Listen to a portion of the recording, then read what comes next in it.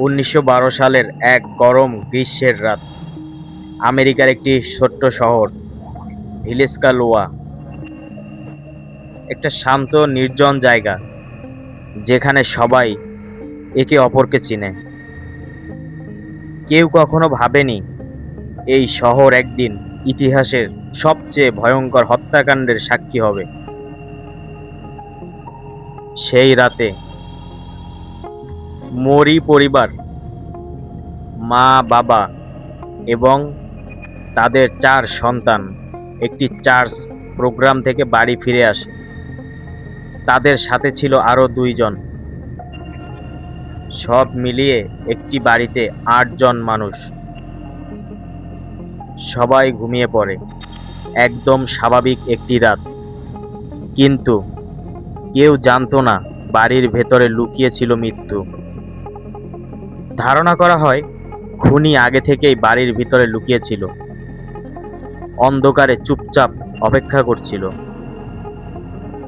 মধ্যরাতের পর খুনি প্রথমে ঢোকে বাবা মায়ের রুমে। তার হাতে ছিল একটি কুঠার,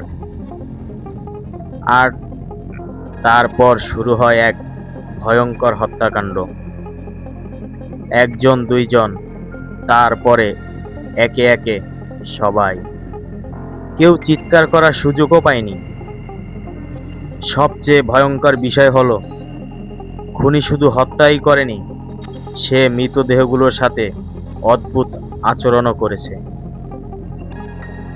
মুখ ঢেকে দেয় কাপড় দিয়ে, ঘরের আয়নাগুলো ঢেকে দেয়, এমনকি ঘরে বসে খাবারও খায়। মানে সে সময় নিয়ে শান্তভাবে এই সব কিছুই করেছিল। সকালে প্রতিবেশীরা কিছু স্বাভাবিক লক্ষণ দেখতে পায়।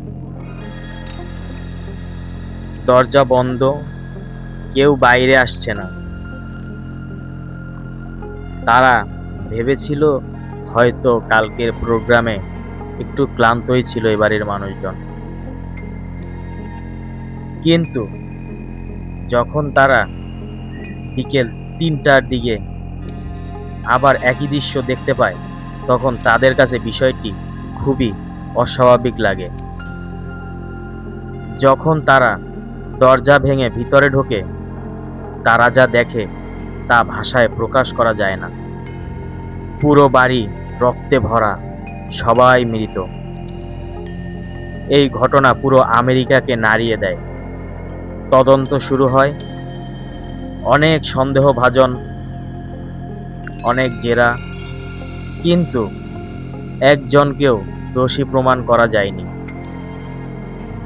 সবচেয়ে ভয়ঙ্কর প্রশ্ন, খুনি কি সেই রাতে বাড়ির ভেতরেই ছিল, নাকি সে এখনো কোথাও লুকিয়ে আছে? আজও ভিলেস্কা সেই বাড়িটি দাঁড়িয়ে আছে। অনেকে বলে রাতে সেখানে অদ্ভুত শব্দ শোনা যায়, পায়ের শব্দ কিংবা ফিস ফিস আওয়াজ। আর মাঝে মাঝে কেউ নাকি দেখে একটি ছায়া হাতে কুঠার নিয়ে দাঁড়িয়ে আছে।